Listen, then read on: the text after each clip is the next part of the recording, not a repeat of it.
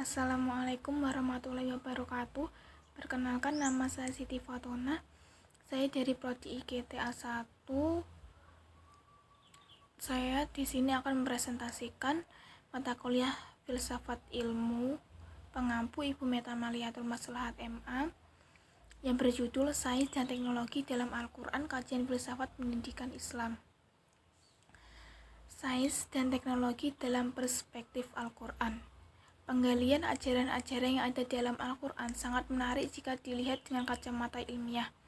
Semakin digali, semakin terlihat kebenarannya dan semakin terasa begitu kecil dan sedikitnya ilmu manusia yang menggalinya. Hal ini karena begitu maha luasnya pengetahuan dan pelajaran-pelajaran yang ada di dalamnya.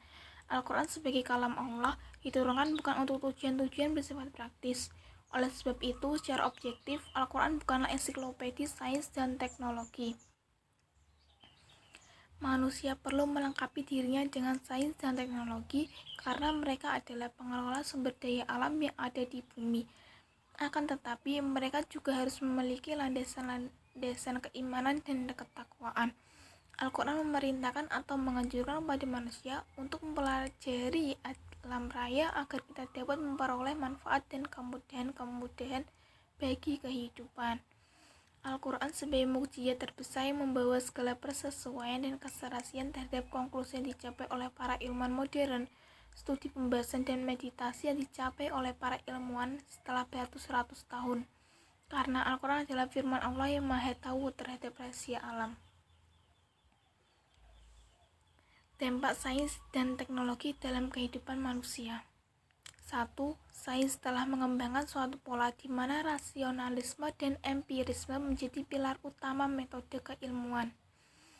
2. Penemuan-penemuan dari ilmu pengetahuan dan kemajuan teknologi mempunyai pengaruh besar terhadap pemahaman manusia dan dunia.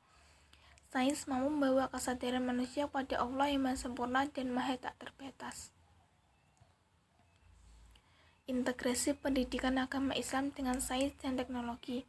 Kata integrasi memiliki pengertian penyatuan hingga menjadi kesatuan yang utuh atau bulat.